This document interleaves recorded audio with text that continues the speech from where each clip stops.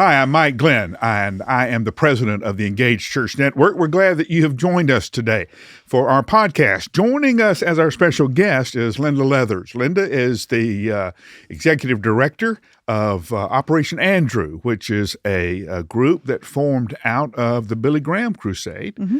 And the pastors that worked together for the Billy Graham Crusade, after the crusade was over, decided to stay together and minister to the community. And there's all kind of exciting. How long has Operation Andrew been going on now? 25th year this year. Is it 25 years this year? Yeah. I knew it was several years. And have been meeting city needs and working together, pulling churches together to solve common problems and that kind of stuff. So we are grateful that Linda is here. Linda, kind of take us on a quick tour of Linda Leathers' life and how you ended up at Operation Andrew. Okay.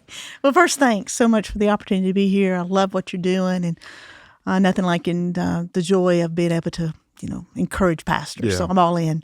So for me, I started in Florence, Alabama, and really with a mama who loved Jesus, mm-hmm.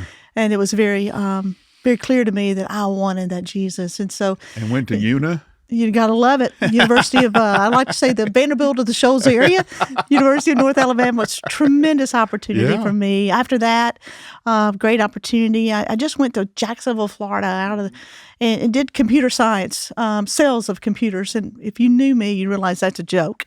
But God was gracious. And the beautiful thing about being in Jacksonville is I landed as a 20-something in the most nurturing, caring, loving church family. And they just I was for their family. And so for 6 years, during that time, I sensed a calling to ministry. So I was loving this work life, but, even I was at the bottom and then the top of the sales chart, and really began to see my joy was not there. It was in my local church work. And God put some wonderful people around me to sort of say, hey, your next logical step in ministry or in life would be to go to seminary. And I thought, what in the world? Then I went to Southwestern, Fort Worth. They were good to me there. Got a chance to serve on local church staffs. And interestingly, when I went to seminary, I learned, like my first couple of weeks, that 50% of the population in the country were single adults. And I was single. But, I didn't really think I was single. I just wasn't married yet. And they were lost, and they were not connected with the local church. So maybe that might be God's calling on my life. So I did minister with single adults in 3 churches. And then landed in Nashville, the Vatican of Baptist-like. So I thought, what in the world? At First Baptist Nashville. And they gave me an opportunity to serve single adults, but also community ministry. Mm-hmm. And it was there that I was a part of a startup. God was so gracious to call us the Wild Group of Praying Women. Had a building in the heart of the city that was sitting empty.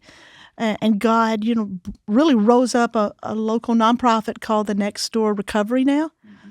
Women striving they were struggling with addiction, mental illness, trauma, uniquely women coming out of incarceration. Mm-hmm. So for 17 years, God was so good to allow me to serve in that role of leading that organization, serving that population, and learning so much about His grace.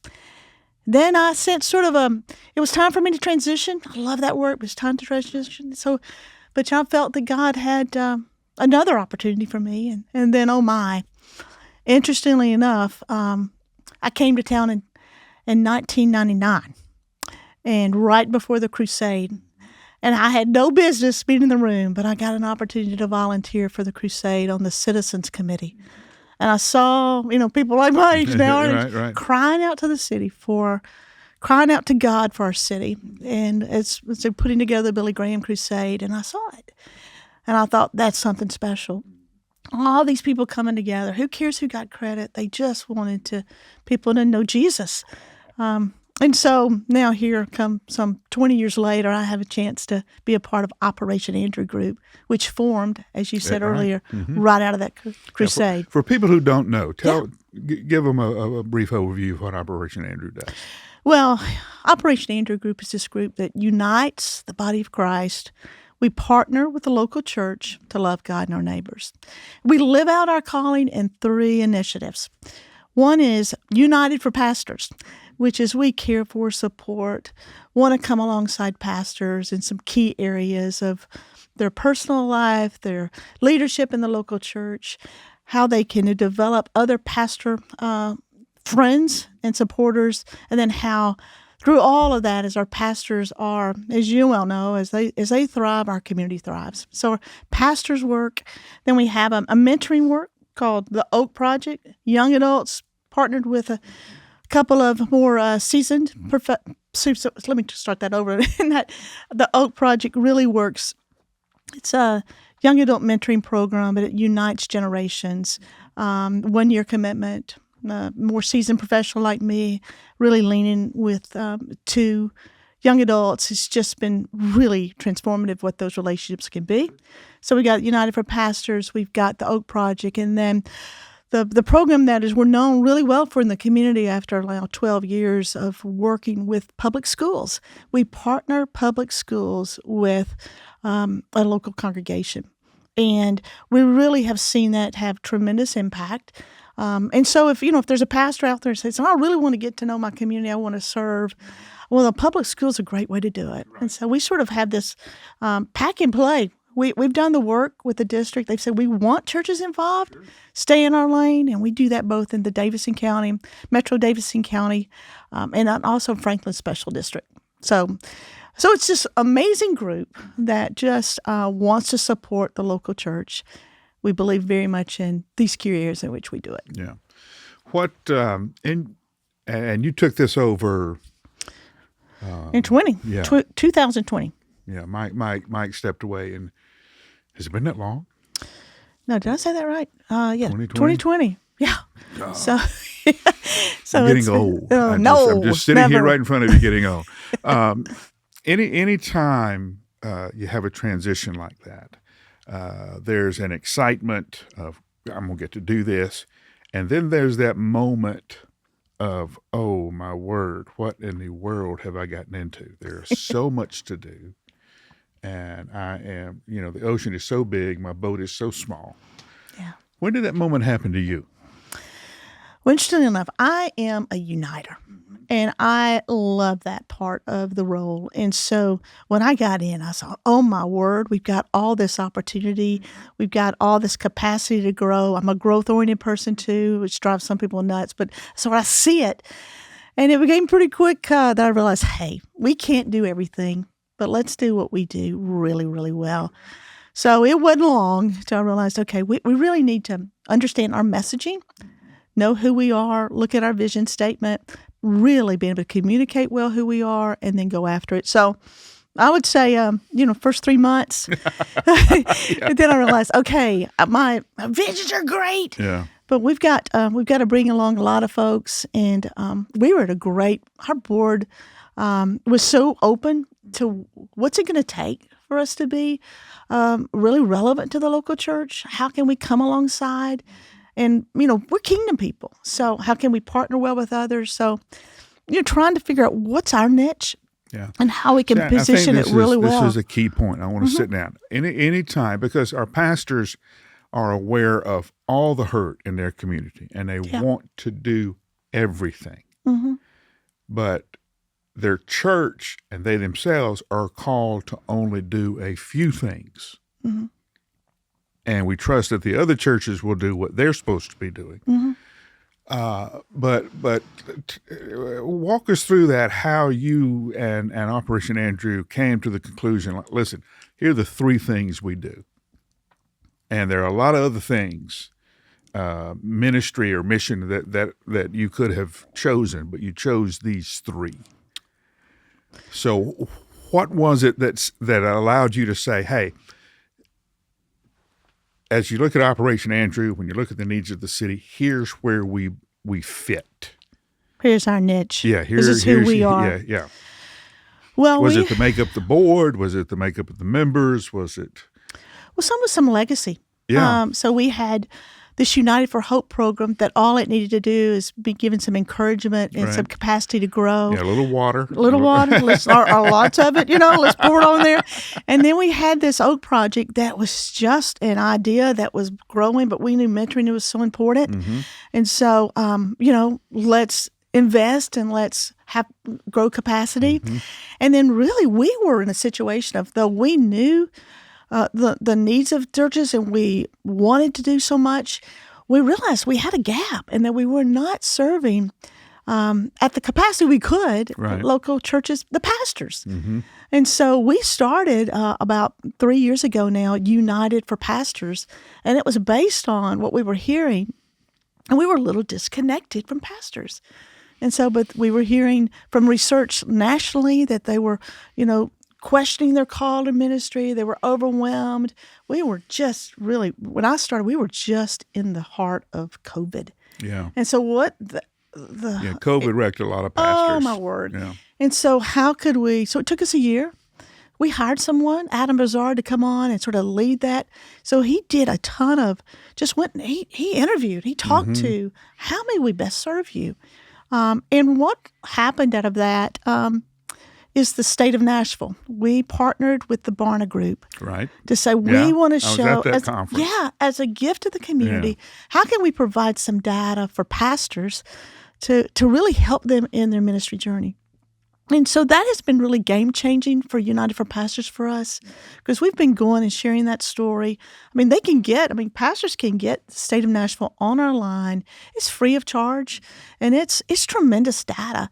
And through that data now, we've created some pillars around United for Pastors to show our impact. And so it's based on the research.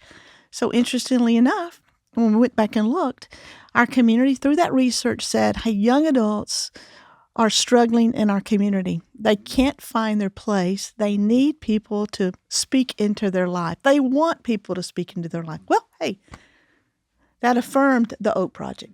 Let's invest more in the Oak Project. Again, then we learned, hey, our community is really concerned about the education of all Nashvillians and people in the region.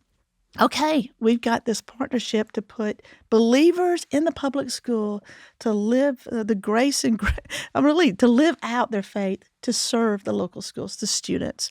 So, okay, that affirmed our stance that United for Hope, our educational initiative, is solid and is need-based, our mentoring and our pastor network. So it really has helped us understand, again, our uniting.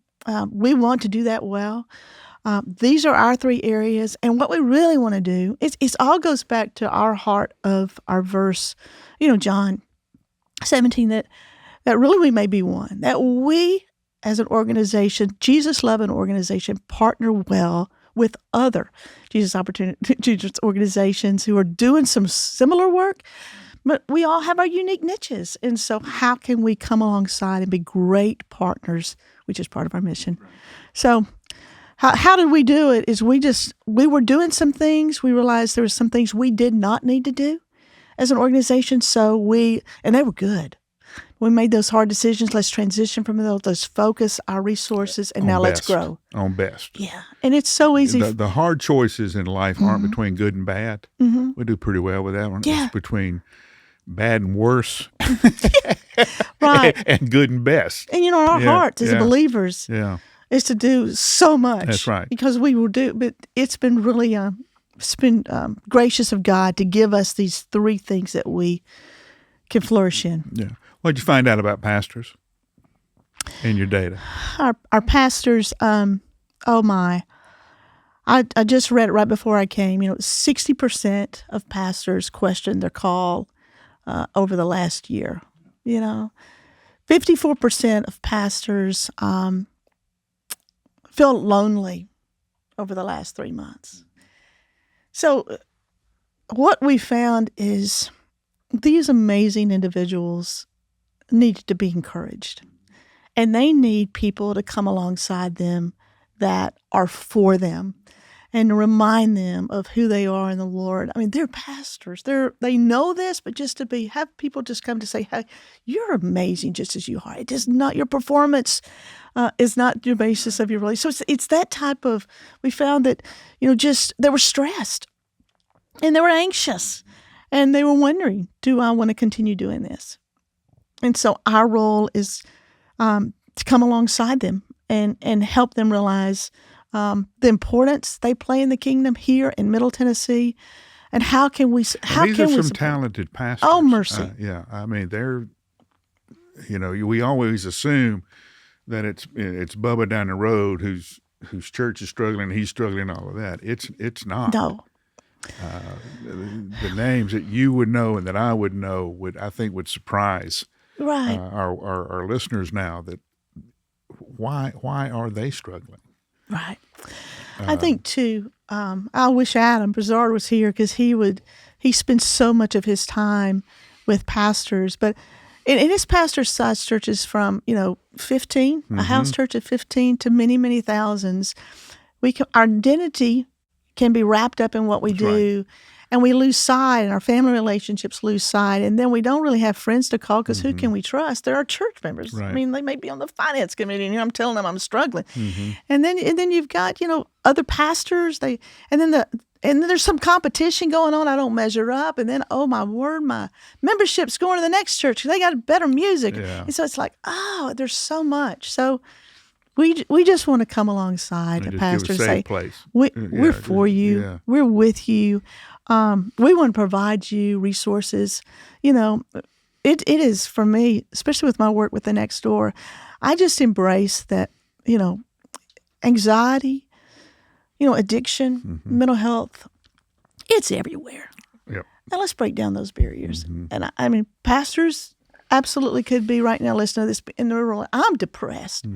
So we also want to be an organization to refer. Yeah. So if you facilitate that conversation, and if we're not the organization that you're looking to for support when you're down, reach out to someone. Right. And so there's no judgment here because we're, it's just your turn. Yeah. Everybody gets a turn. Right. Life is going to get you sooner or later. Right. Life will ambush you. And so, but we just want to say to pastors, we're for them. We want to provide those support. I mean, and Adam's there, the needs are so great that we're hiring 2 new people. Wow. One to help with sort of the wellness to coming alongside, and one to help with the leadership. Because the challenges of leadership, I mean, I'm speaking to, such a leader in church work, but we just want to be that organization to come alongside them. Our next conference is about great. It's called Surviving Monday, and Henry Crouch and others will be there about, hey, if you're not doing these things and being proactive about taking care of your own health, right, then everybody pays out of that. Your family pays, your church pays, and all that, because you're not mentally, spiritually, physically, and emotionally ready to lead this congregation. And then it sometimes puts so much shame on pastors. Yeah. To realize, hey man, I should be knowing what I'm talking about. I should have it all together. Right. It is, and it's not the case. My personal motto in life is live in freedom. Yeah.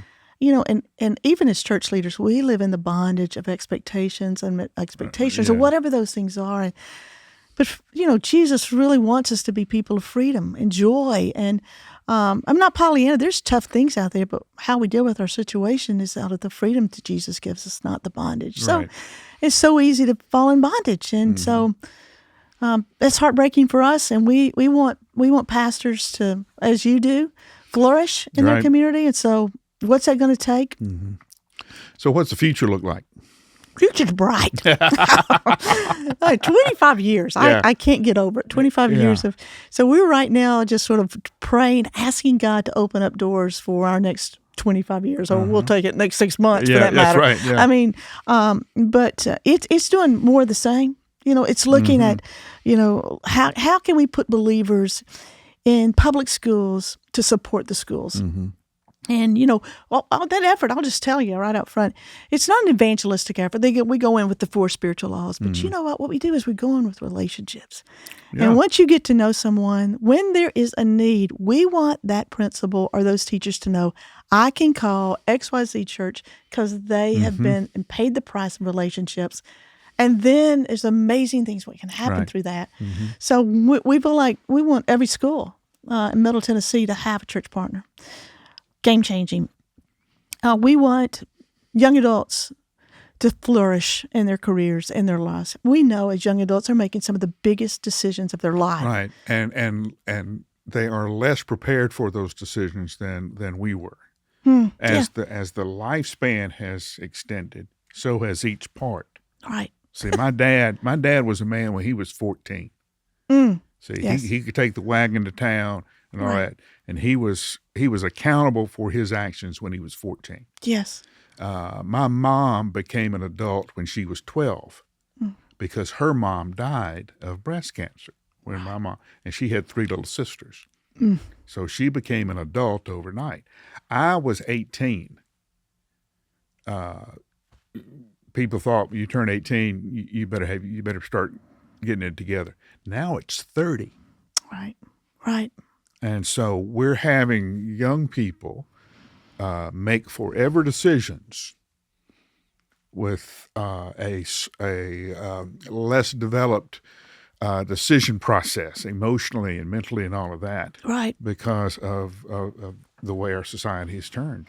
And interestingly enough, what we've also found is mentoring is so important for the 20-something, young 30-something, but we've also got this massive amounts of believers out there, We have this wide open door of opportunity for believers who are, 55 and up. Right.